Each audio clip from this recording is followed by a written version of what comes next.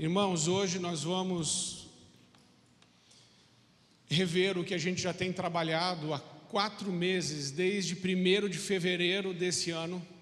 Nós começamos a trabalhar toda a quinta-feira, na série Heranças do Passado, mensagens que falam a respeito da família, que falam a respeito das heranças espirituais, das heranças familiares, e como iniquidades e pecados familiares podem muitas vezes aprisionar a nossa família, gerações.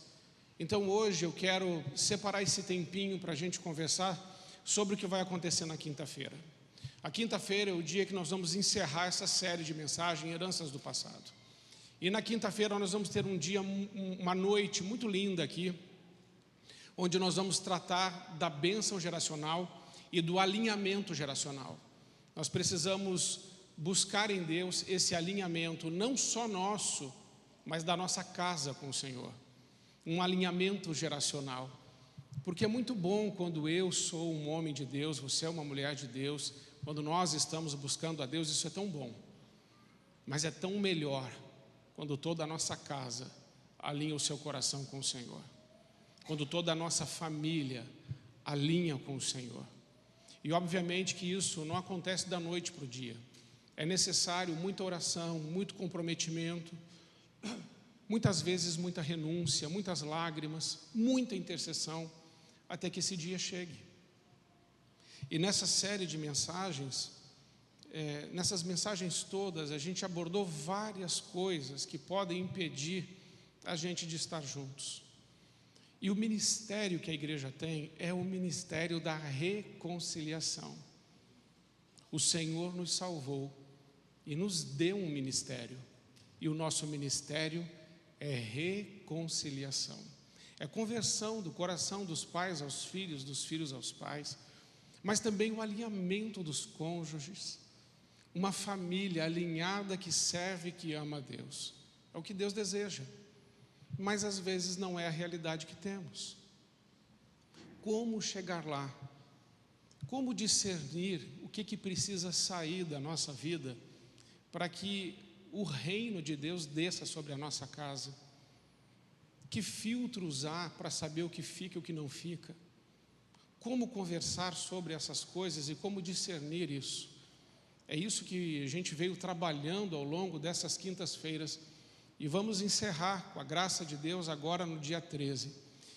E nesse dia 13 a gente vai entregar para todos os que vierem uma oração que já foi escrita, já foi impressa. E foi impressa até num papel assim mais grosso, melhor, para que depois você possa colocar essa oração num quadro, como um memorial do que Deus fez e do que Deus vai fazer e você vai lembrar. Como eu disse, nós oramos, ainda não enxergamos, mas podemos orar com fé, crendo que a nossa oração já foi ouvida por Deus e que Ele é fiel para nos responder. Mas também essa oração vai marcar um dia onde nós separamos um tempo para orar por toda a nossa casa. Eu já fiz tantas vezes isso. Essa série surgiu por causa da minha família. Eu pedi isso a Deus, falei: Senhor, eu queria tanto que a minha família estivesse alinhada contigo. Uma família que te serve, que te ama. E Deus foi dando graça ao longo desse tempo. E agora a minha família está aumentando. Porque agora a minha filha vai casar com o filho do Marcos e da Cláudia, o Pedrinho. Pedrinho não, Pedro. O Pedro. E aí eu não orei isso ainda com o Pedro. E nós não oramos juntos. E eles também não oraram com a Cauana. A família está aumentando, mas ela precisa aumentar debaixo da graça e do nome de Jesus. Precisa aumentar alinhada com o Senhor Jesus. E é isso que Deus quer para todos nós e para todas as famílias. E aí a gente vê o apóstolo Pedro trazendo essa mensagem importante, quando ele diz assim: sabendo que não foi mediante coisas corruptíveis como prata ou ouro, que fostes resgatados do fútil procedimento que vossos pais legaram. Aí Pedro está trazendo essa informação, que existe um comportamento, escolhas, pecados muitas vezes que se repetiram ou se repetem na nossa família. Aquele desalinhamento, Sabe, as dores, as mágoas, a rejeição, o abuso, as cenas de violência, a falta de perdão, os muros de separação, as barreiras da inimizade, e elas podem se instalar dentro da nossa família, e a gente não sabe direito como lidar com isso, o que fazer com tudo isso, mas Pedro fala que isso é um fútil legado. O fútil legado que os nossos pais nos deixaram, não é que Pedro está falando mal dos nossos pais ou criticando os nossos pais. O que o apóstolo Pedro está nos mostrando é que muitas vezes na nossa casa existe um comportamento, atitudes e escolhas que não estão alinhados com o plano e nem com a vontade, nem com a palavra de Deus. E aí nós precisamos refletir se realmente existem coisas na nossa família que precisam ir embora. Então eu quero começar pensando nisso, e gostaria que você pensasse também. Mas talvez você até esteja pensando, mas pastor, eu já passei por isso, uma série dessa que você fez. Mas não é o passar pela série, mas é observar na vida. Mudou, houve transformação, houve alinhamento, um novo céu se abriu sobre você, um novo céu sobre as futuras gerações. Isso está acontecendo, porque se não está, é nosso trabalho fazer acontecer com a graça de Deus, porque Deus quer, e nós queremos também, amém? Então ele fala desse fútil procedimento, e quando ele fala dos ancestrais, ele está falando não só de pai e mãe, mas como a gente vê ali o termo patroparádotos, é um termo no grego que fala de mais do que o pai direto, a mãe, mas os ancestrais, aqueles que vieram antes de nós, o comportamento, as escolhas, a cultura, o que eles nos trouxeram, o que eles nos entregaram. E será que a gente conseguiu já discernir o que a gente recebeu? E a gente já conseguiu discernir se é bom?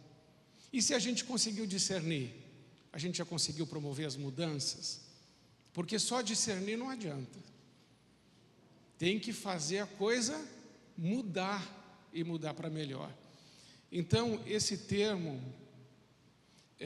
de legado vai falar sobre o fútil procedimento, como, por exemplo, as iniquidades na nossa família, né? Que são pecados lá na nossa casa, na nossa família, que a gente às vezes até vê, mas eles não são confessados.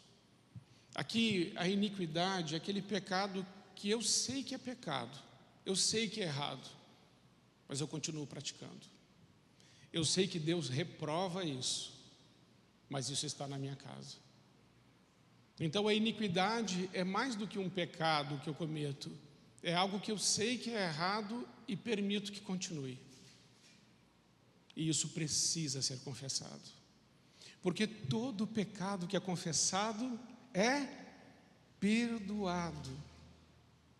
E se não houver confissão de pecados, como é que Deus vai nos perdoar? E se não houver a confissão de pecados, como Deus vai estabelecer um novo tempo sobre nossa casa? E aí nós temos também ainda quebra de alianças, o adultério, o divórcio, quebra da aliança com Deus, apostasia, a idolatria, seja qual for o tipo de idolatria, rebelião contra os pais. Obviamente que isso produz sequidão e esterilidade, é só ler lá Lucas 15, o filho pródigo.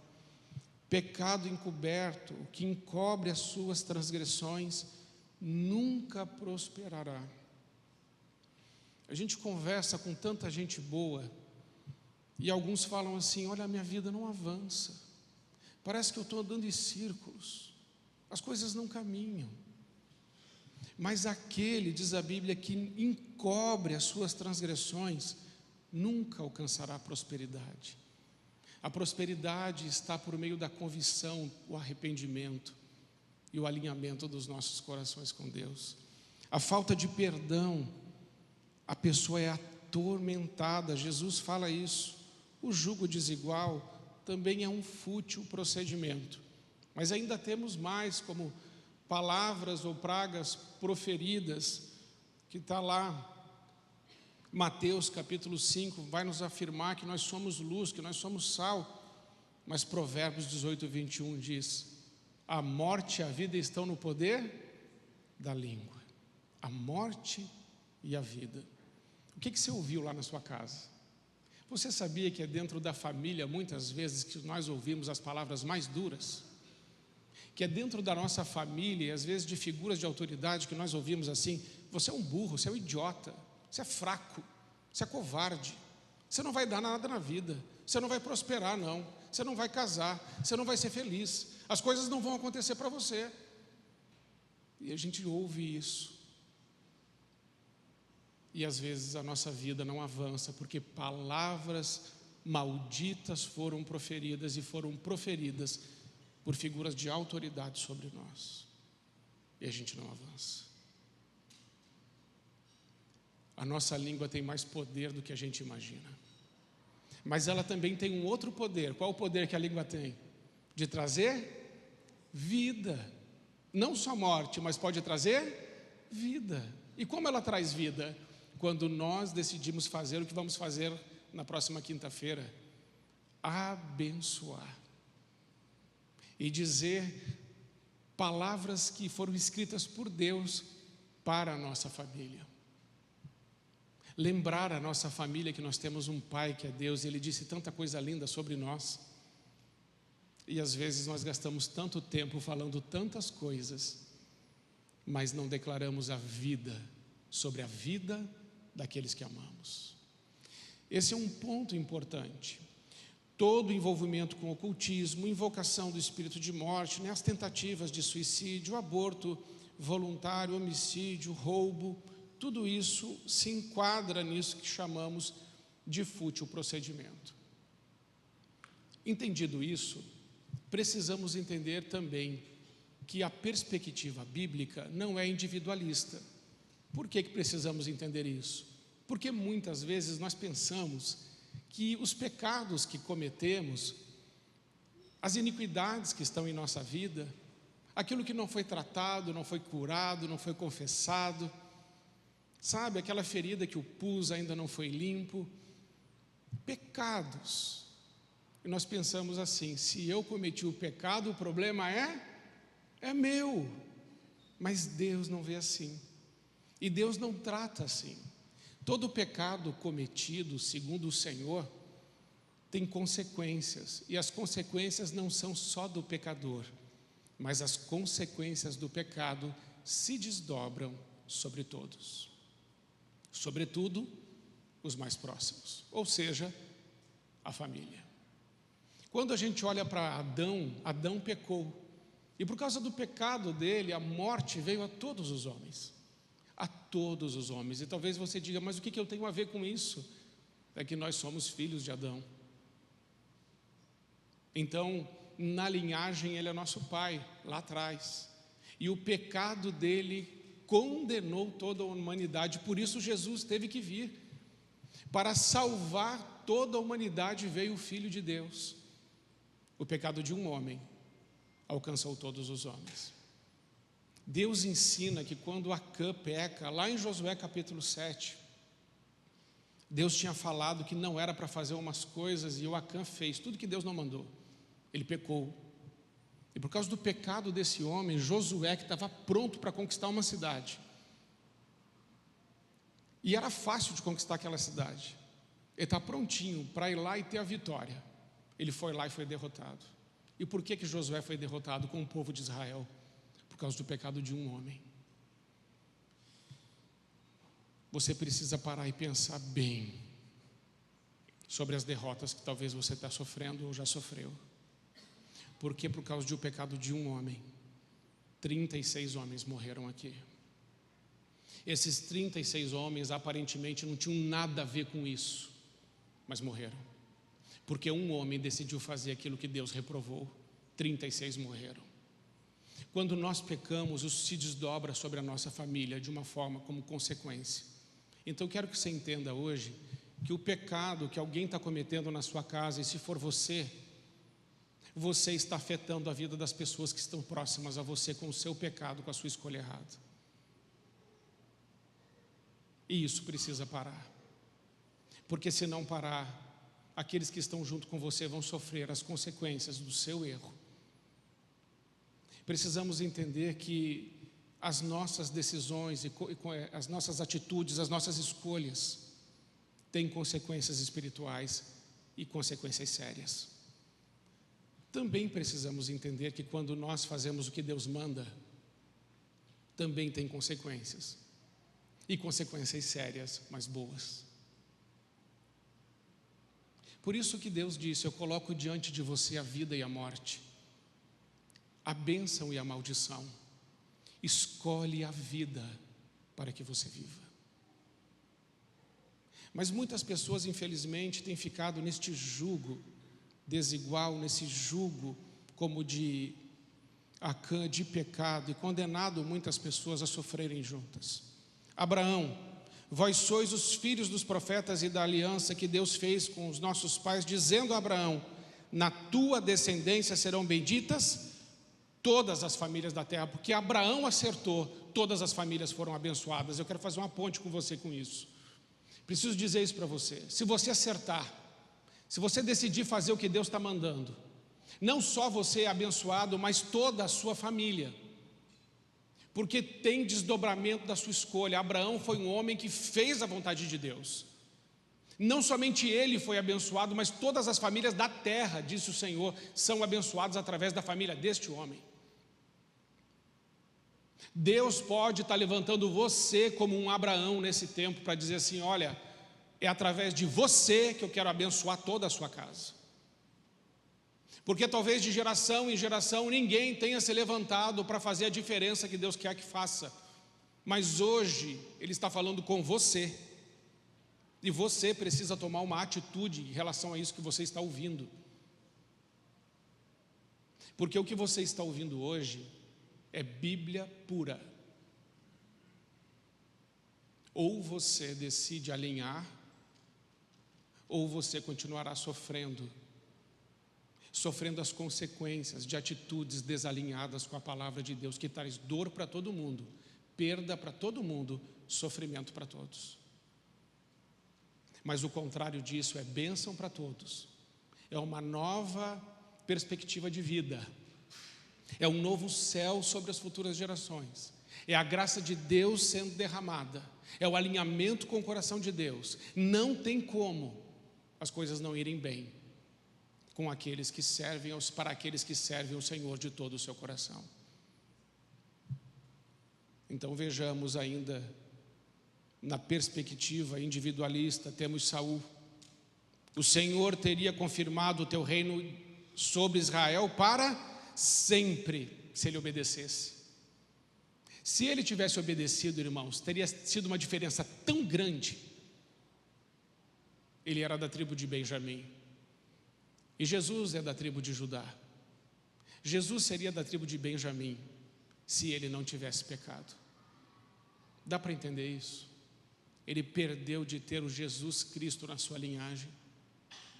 Saul perdeu isso porque ele pecou. E talvez você pergunte: tá, o que os descendentes dele têm a ver com o pecado dele? Tem tudo a ver, porque os descendentes dele perderam de ter o próprio Cristo, porque o reino dele teria sido confirmado para sempre. Essa promessa muda para Davi, porque Saul desobedeceu. A nossa desobediência tem consequências não só para nós, mas pode ter uma consequência para as futuras gerações, como foi nesse caso aqui, onde esse homem poderia ter o nome do Senhor Jesus Cristo na sua linhagem e foi retirado pela sua desobediência, porque esse homem amava mais a si mesmo do que a Deus, e amava mais o ibope com os outros homens do que ter a bênção de Deus sobre a sua vida, o alinhamento do seu coração com o Senhor. Olha como ele perdeu.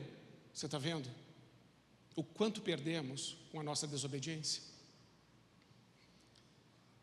Assim também foi com Geazi, onde a lepra foi repassada, e o Senhor Jesus nos ensina que por só um ato de graça, todos os homens foram salvos. Dito isso, vejamos um caso real. Max Jukes, ateu, casou-se com uma mulher incrédula, e essa pesquisa, os americanos que fizeram, 560 dos seus descendentes, um homem ateu com uma mulher incrédula. Deus não está aqui. 310 morreram em extrema pobreza. 150 tornaram-se criminosos, 7 assassinos. 100 ficaram conhecidos como beberrões. Mais da metade das mulheres se prostituiu. Você consegue perceber a perda na linhagem? Talvez Max Jung estivesse falando assim: esse problema é meu. Se eu sou ateu, se eu não creio em Deus, se eu não quero servir o Senhor, se eu acho que eu sou o resultado de uma explosão, se eu, enfim, não quero. Ok, você não quer, mas não ache que o teu pecado é problema teu e que isso não tem consequência sobre a sua família, porque tem, está aqui. Agora veja um contemporâneo desse homem. O Jonathan Edwards foi contemporâneo dele. Olha o que aconteceu com esse outro homem. Um cristão consagrado que deu a Deus o primeiro lugar na sua vida e casou-se com uma mulher piedosa.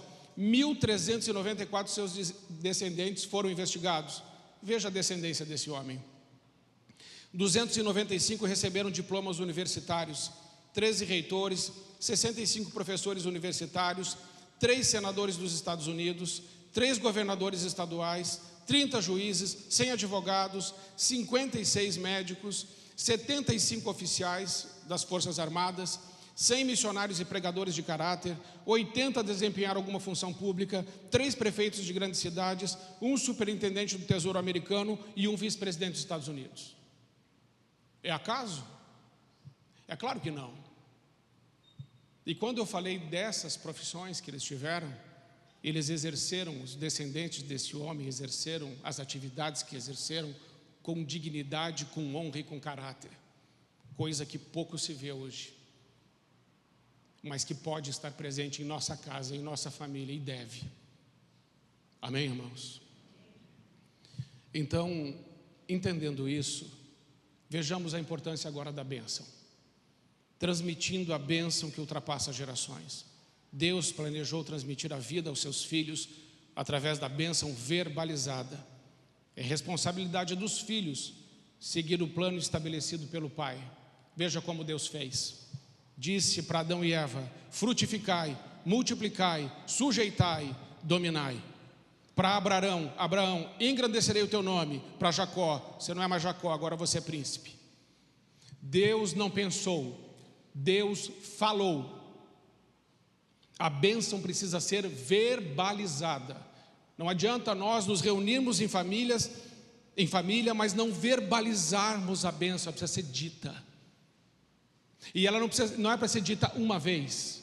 Essa uma vez que nós vamos fazer na quinta, ela é só o start, é o começo, para que todas as vezes que nós nos reunimos, todas as vezes, precisamos abençoar a vida dos outros, porque é isso que a palavra de Deus ensina.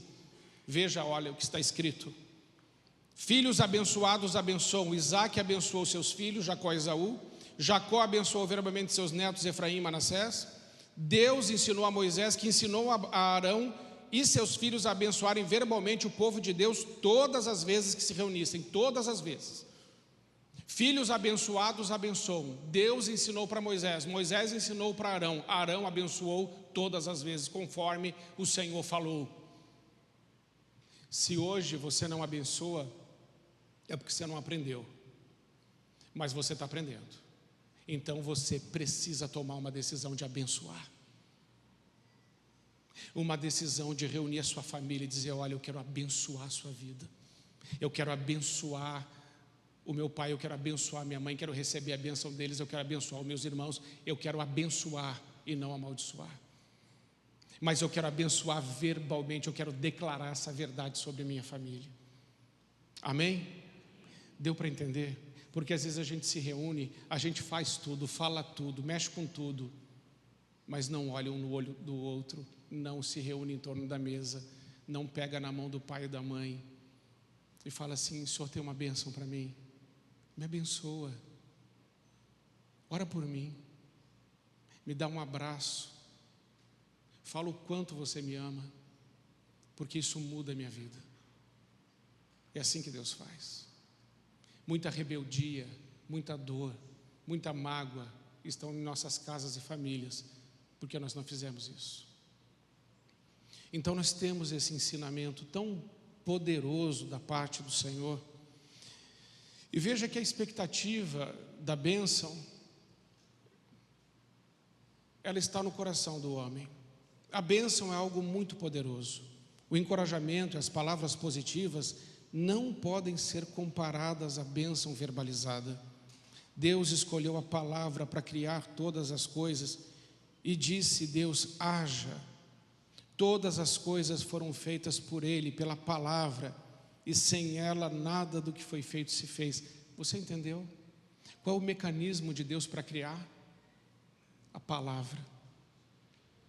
Qual é a forma como você vai mudar a realidade, a sua e da sua família? A palavra. E sabia que tem pessoas que se auto-amaldiçoam? Ela nem foi amaldiçoada por ninguém, ela mesma. Ela diz assim: eu não valho nada, eu não presto, eu não dou certo, isso não é para mim, eu sou fraco, eu sou pobre, eu sou burro, eu sou ignorante. E fica se amaldiçoando, lançando uma palavra de maldição sobre si mesmo. Não. Você precisa aprender a abençoar a sua própria vida e a dizer: não, eu sou filho, eu sou amado, eu sou aceito, Deus está comigo, tudo posso no Senhor que me fortalece. Essa crise será vencida, com o Senhor eu posso vencer esse problema, essa situação ela vai ser contornada, porque Deus está comigo. E começar a abençoar a própria vida, a própria casa e a própria família com todas as suas forças,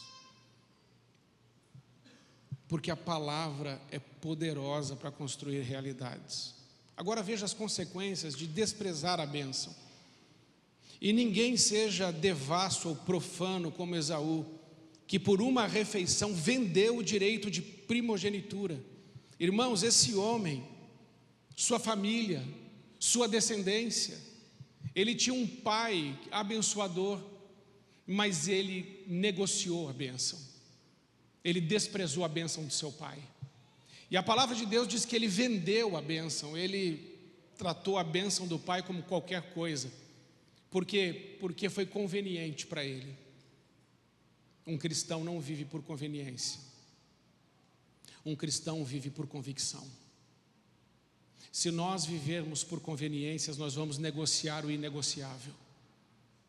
Nós vamos abrir mão dos absolutos de Deus, dos princípios e dos valores de Deus, porque nos foi conveniente. Se fizermos isso, vamos perder e perder muito. A gente ganha na hora, mas perde e paga muito caro depois. Esaú ganhou na hora. Na hora o que ele estava fazendo parecia ser uma coisa muito boa, mas o tempo, ele mostrou para ele que ele cometeu um grande erro ao desprezar a bênção do seu pai. Amém? Não devemos desprezar e nem tratar como qualquer coisa a bênção dos nossos pais. Consequências da bênção: a linhagem de Jacó, que foi o filho que foi abençoado. Os israelitas prosperaram poderosamente e eles se tornaram uma grande nação e foram bem-sucedidos de várias formas. E o princípio é o mesmo para as nossas famílias. Os pais são o principal canal de bênção na vida dos filhos. Os pais podem dar um fútil legado? Podem. Mas os pais podem ser o principal canal da bênção de Deus? Podem também. E é isso que a gente quer trabalhar. Que os pais se tornem os responsáveis, os tutores, os maiores sobre os menores. Sejam o canal de Deus na vida da próxima geração. Porque o nosso estado, o estado do Rio Grande do Sul, ele vai mudar. Mas ele vai mudar porque nós hoje vamos pagar o preço diante de Deus de fazer o que Deus está mandando. E se fizermos o que Deus está mandando agora, o resultado virá, porque tudo que o homem semear, isso ele ceifará. E nós precisamos começar a semear a palavra de Deus dentro da nossa casa, sobre os nossos filhos, nos casamentos, nos cônjuges, todos. E começar a declarar essa palavra de Deus com muita convicção, com muita força e com muita fé. Porque Deus quer isso. E quando a gente faz isso, a gente está concordando com o que Deus quer. Ele quer que a gente faça isso. Ele quer abençoar e Ele quer que a gente abençoe. Mas que a gente corrija a nossa vida à luz da sua santa palavra. Então, a consequência da bênção, ela é tremenda, porque é a consequência da obediência. A bênção cerimonial não pode ser confundida nem esquecida, ela estabelece um profundo sentido de identidade. Por quê? Porque a bênção tem dia, a bênção tem hora, a bênção tem local, a bênção tem testemunha, a bênção tem celebrante. O que nós vamos fazer aqui na quinta-feira tem dia, tem hora, tem local, tem testemunha, tem celebrante. O que isso significa? Isso significa que não vai dar para esquecer. É como o casamento, é como o batismo, são cerimônias. Uma cerimônia a gente não esquece. A gente quer marcar a vida das famílias aqui na quinta-feira, aonde a gente vai ter um dia, uma hora, um local, testemunha, celebrante, tudo vai estar acontecendo aqui na presença de Deus, para que a gente como família comece a verbalizar sobre a vida do outro as bênçãos que o Senhor tem sobre a nossa casa, e essa oração já está pronta. Mas não é o fato só de vir e orar, é dizer eu creio nisso, e a partir de agora a bênção de Deus está sobre a minha casa, porque eu estou alinhando a minha vida com o Senhor. Eu quero viver o que Deus tem para a minha vida, porque não se trata só de mim, mas da minha linhagem. Não é sobre o meu sucesso, não é sobre os meus títulos, não é sobre as minhas posses, é sobre o legado que eu estou deixando. E o legado eu não deixo para a pessoa, o legado eu deixo na pessoa. Você entende a diferença? O legado que nós deixamos para a pessoa gera briga, muitas vezes discussões na família por causa de dinheiro, herança. Gera briga, porque nós deixamos para as pessoas. Mas quando nós deixamos um legado na pessoa, não dá para tirar, porque ela aprendeu aquilo é dela, e ainda que ela passe por dificuldades, por problemas, por vales, por tempestades, ela vai lembrar, não, Deus está comigo, e eu vou me levantar, eu vou vencer essa crise, eu vou avançar, porque o Senhor está comigo, porque o meu pai, a minha mãe, o meu tutor, quem me ama, me abençoou, e a bênção de Deus está sobre a minha vida. Isso faz a diferença, e muitas vezes a diferença entre a vida e a morte, entre a separação e continuar junto, entre viver magoado e viver bem, entre a violência e a paz. Então a cerimônia traz esse desfecho importante, e por isso nós vamos fazer. Mas existem cerimônias falsas, irmãos, cerimônias falsas. Pode passar para mim ali. A ausência da cerimônia da bênção paterna e materna e gerar a busca dela em outros homens, mulheres e grupos. Você já ouviu algum pai falar assim? Meu filho, quando você for para o exército, você vai virar? Vai virar o quê? Homem. Isso é verdade? É verdade que uma pessoa vai para o exército, um homem vai para o exército, ele vira homem? É claro que não. Como é que um menino vira homem? Outros pais dizem assim para os seus filhos, eu vou te levar no bordel, e quando você for no bordel, você vai deixar de ser menino e vai virar homem. Não, essa cerimônia de exército, essa cerimônia de bordel, essas cerimônias falsas não fazem de um menino um homem. O que faz de um menino um homem é a referência paterna que ele tem em casa, um homem de Deus, que ensinou a ele a amar a Deus, a obedecer a lei de Deus, que o abençoou, que o disciplinou, que deu limite a ele e que ensinou a ele como que se vive diante de Deus e da sua santa palavra. O que forja um homem é outro homem de Deus, e não o exército ou um bordel ou qualquer outra coisa. Ficou claro isso, irmãos? Amém? Essas cerimônias falsas não fazem de meninos homens. O que faz de um menino um homem é o seu pai. E na ausência do seu pai, ele tem o Senhor. Porque está escrito, ainda que o teu pai e tua mãe te rejeite, o Senhor diz, eu não te rejeitarei. E ainda que teu pai e tua mãe te abandone, o Senhor disse, eu não te abandonarei. É essa a referência que faz homens virarem, meninos virarem homens. E como nos falta homens. E como nos falta homens. Hoje nós estamos lidando com adolescentes, esses bebês emocionais de 80 quilos, que as mulheres já não sabem nem o que fazer com eles, porque as mulheres estão casando e arrumando mais um filho em vez de arrumar um homem. Mas isso é um assunto para um outro dia. Mas hashtag fica a dica. Então veja que tudo isso, essa falta de identidade, paterna e materna, faz o homem e a mulher correr atrás de títulos e posses para provar para o mundo que é alguém. Essa é outra cerimônia falsa. Eu vou ser alguém quando eu me formar, eu vou ser alguém quando eu tiver uma aplicação tal que eu não dependa mais de ninguém para viver, uma independência financeira ou títulos, aí agora eu sou alguém. Não, os seus títulos e posses não falam de quem você é, falam do que você tem ou do que você faz.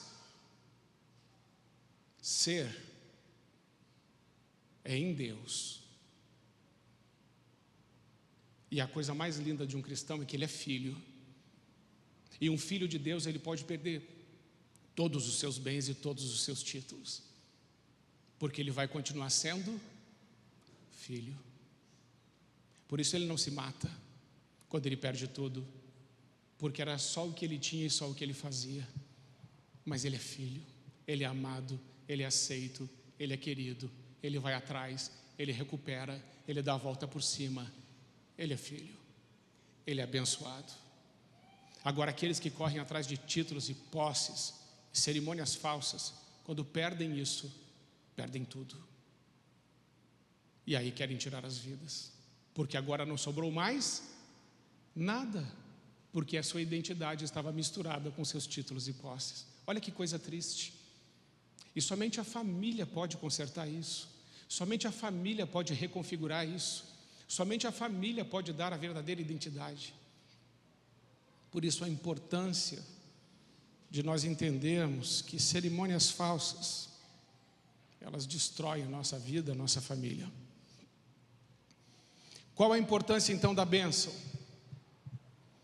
É importante notarmos que a bênção paternal foi tão importante para Jesus, que é o nosso exemplo máximo, supremo, porque Ele é a maior autoridade que existe no céu, na terra e debaixo da terra. É o Cristo, o Senhor. E nós aprendemos com Ele a importância da bênção, que Ele, o Messias, não realizou nenhum milagre ou pregou, até que a bênção do Pai fosse declarada sobre a vida dele. Que coisa tremenda, irmãos, olha lá. E o Espírito Santo desceu sobre ele em forma corpórea, como pomba, e ouviu-se uma voz do céu: Tu és o meu filho amado, em ti eu me comprazo. Irmãos, vamos entender isso. Jesus não começou a pregar e não fez nenhum milagre, até que ele foi batizado e o seu pai disse para ele: Tu és o meu filho amado. Ele não disse: Tu és o meu filho todo-poderoso, Tu és o meu filho perfeito, Tu és o meu filho diferenciado, Tu és o meu filho predileto. Não. Tu és o meu filho amado, em quem eu tenho alegria. Meu filho, você me dá alegria. É isso que ele está dizendo aqui. O que é que Deus está dizendo? Meu filho, você me dá alegria, eu te amo. É isso. E sabe o que acontece logo depois? Em seguida disso, o Espírito Santo impulsiona Jesus para o deserto, e ele vai para o deserto, e lá ele é tentado. 40 dias de jejum, e ele é tentado pelo diabo. E sabe o que acontece? Ele vence o diabo.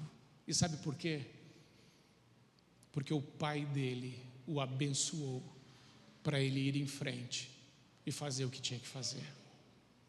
Irmãos, se nós entendermos isso, hoje, nossa vida muda. Porque a primeira tentação do diabo qual foi? Se tu és o Filho de Deus, transforma essas pedras em pães. Veja que a primeira coisa que o diabo colocou em dúvida foi o quê? A paternidade de Deus sobre o Cristo. Se tu és o Filho de Deus, ele falou assim: olha, será que você é mesmo? Você é filho? O diabo é muito esperto, e muito mais esperto que todos nós juntos aqui. E ele sabia que se ele colocasse em dúvida a paternidade de Jesus com Deus, a vitória dele já estava estabelecida. Se tu és o Filho de Deus. E ele não disse se tu és o filho amado, ele omitiu ainda a palavra amado, ele disse só se tu és o filho, e tirou o amado, para tentar convencer Jesus a transformar as pedras em pães. E sabe, tem muitos filhos que estão transformando hoje pedras em pães. E sabe por que eles estão fazendo isso? Necessidade de reconhecimento e autoafirmação. Jesus não tinha necessidade de reconhecimento e autoafirmação. Por isso ele disse: nem só de pão vive o homem, mas de toda a palavra que sai da boca de Deus. O meu Pai já me disse que me ama, eu não preciso te provar nada. O meu Pai já me disse que me ama, eu não preciso fazer nada para você. Eu já sou aceito e eu já sou amado pelo meu Pai. Então, Satanás, sai. E acabou. A vitória do Senhor se estabeleceu ali. Você entende que os nossos filhos não vencerão se eles não forem abençoados por nós e não tiveram suas identidades resolvidas? Quando eles forem enfrentar os problemas, se eles não souberem quem são e não forem abençoados, o diabo vai vencê-los na primeira, como tem vencido tantos.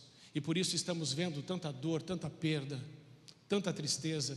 E a nossa geração de jovens, já há muito tempo, está sendo chamada de geração nem estuda, nem trabalha, ou geração desperdiçada. E sabe por quê? Porque nós estamos falhando. Nós estamos falhando como pais, estamos falhando como família. Mas isso em nome de Jesus vai mudar. Amém, irmãos?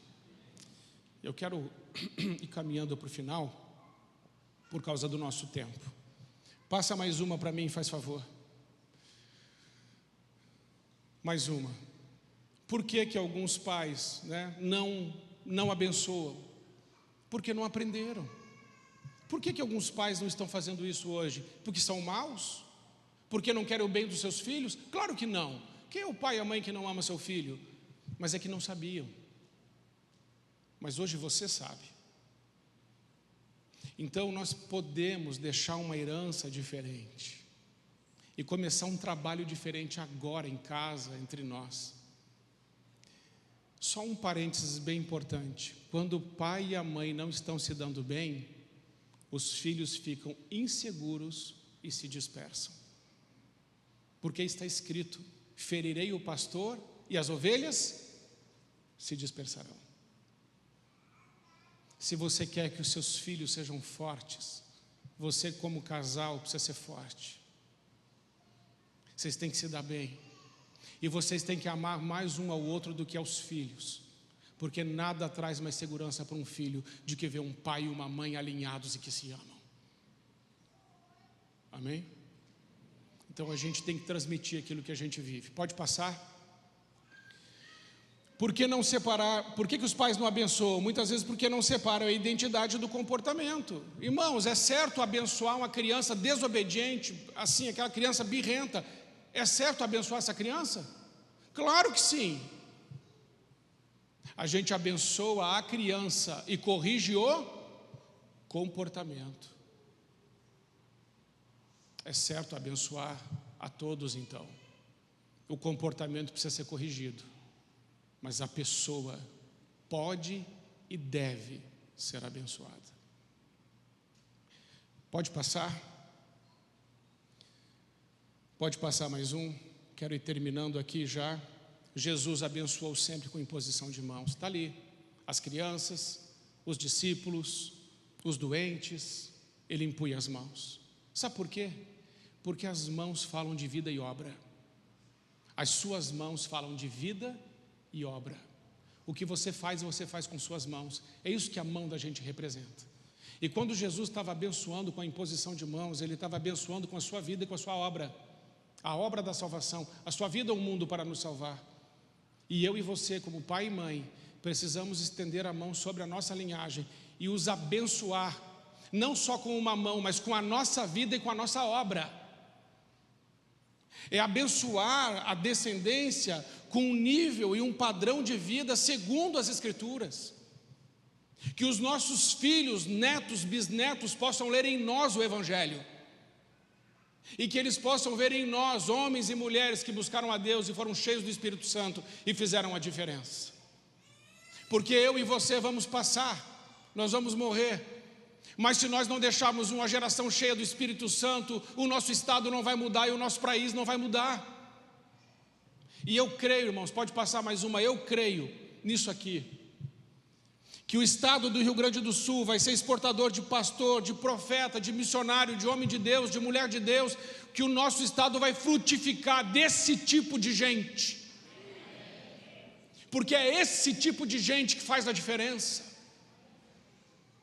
E não é pastor, é qualquer profissão. Ele é médico, ele é assim. Não, ele é fotógrafo, ele é advogado, ele é engenheiro. Mas ele é meu filho, ele foi ensinado, ele leu o evangelho em mim. É gente que não se dobra, é gente que não se curva para o pecado, é gente que não vive por conveniência, é gente cheia do Espírito Santo, que vive debaixo da autoridade de Deus. E por isso tem autoridade para fazer a diferença que precisa ser feita nessa terra.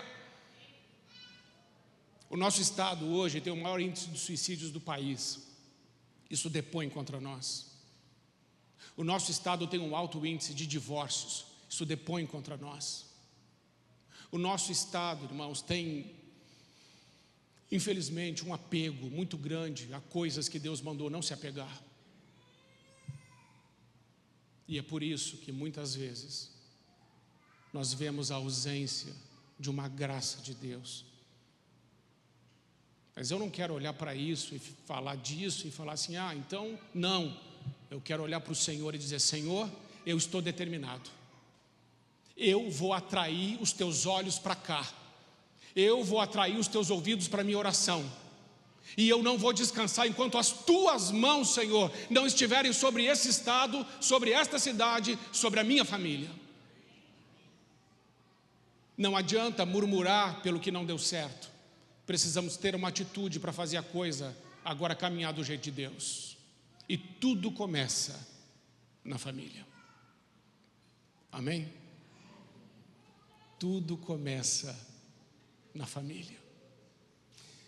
Eu quero encerrar dizendo aos irmãos que conversei com alguns casais jovens e um deles me disse assim, olha pastor, eu estou indo para a igreja agora. Eu disse, é? Que bom. Mas por que agora? Não, é porque eu vou ter filho. E eu quero para o meu filho uma vida diferente da minha. Eu falei, que bom. Ainda que seja assim, que a ficha caia quando a gente tem filho. Ainda que seja assim. Mas quem não tem filhos, também os tem. Porque Timóteo era filho de Paulo, mas era filho espiritual. A gente não precisa ter filho biológico para ser pai. Todos nós temos paternidade sobre a vida de alguém, maternidade sobre a vida de alguém, e precisamos ser este exemplo. Amém? Eu quero orar hoje junto com você por isso, e quero pedir que você ore por você e pela sua família, porque isso que conversamos é muito sério, é muito importante, e vai estabelecer um divisor de águas na tua casa. E eu creio que Deus te trouxe aqui hoje porque Ele quis. Eu não sabia que você ia estar aqui. Eu não sabia de nada. Deus sabe que você estaria aqui. Então leva isso a sério, ora. Ora pela sua família, se precisar jejua pela sua família. E convida eles para estarem com você. Mas ainda que não venham, venha. Venha você e interceda por eles. Porque Deus vai ouvir a sua oração. Amém? Vamos ficar em pé, passa para mim para a gente orar junto aqui, essa oração aqui. Vamos orar juntos. Está pequenininho, vocês conseguem ler?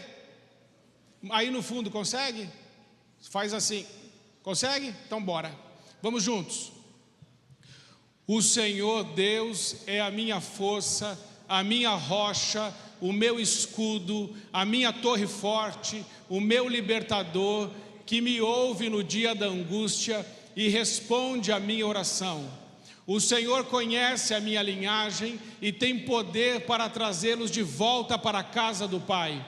Acerca da minha linhagem eu declaro, o teu nome está escrito nas mãos de Deus.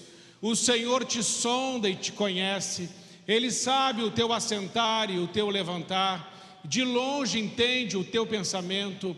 Cerca, Senhor, o andar da minha linhagem e abençoa todos os seus caminhos. Cerca, Senhor, a minha linhagem por detrás e por diante e põe a tua mão. Para onde irá a minha descendência? Ou para onde fugiria da tua face?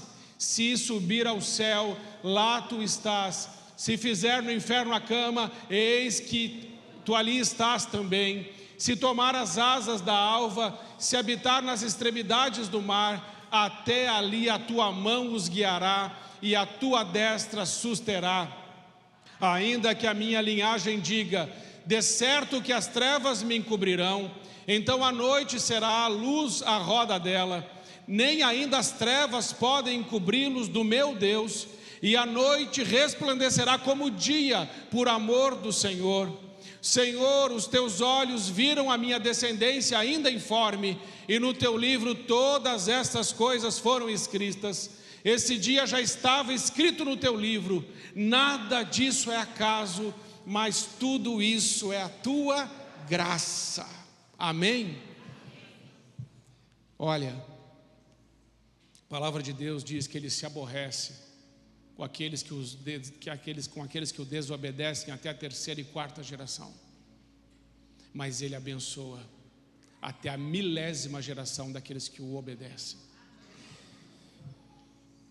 Olha, isso é tão importante, gente, que pela sua obediência, os seus descendentes, sem saber, porque a gente é esquecido. Se eu perguntar o nome do teu bisavô aqui, talvez você nem saiba mais dizer. Você será esquecido. As pessoas te esquecerão, sua família te esquecerá. Talvez quando chegue ali para bisavô, ninguém mais lembre do teu nome. Isso vai acontecer, com certeza. Mas sabe quem vai lembrar de você? O Senhor. E por causa de você, Ele vai abençoar a tua linhagem. Porque Ele fez isso com Davi, está na Bíblia. Todos os reis que vieram depois de Davi, Deus teve paciência com eles e não os destruiu, porque falava assim: por causa de Davi, o teu pai, eu não vou te destruir e vou abençoar a sua linhagem.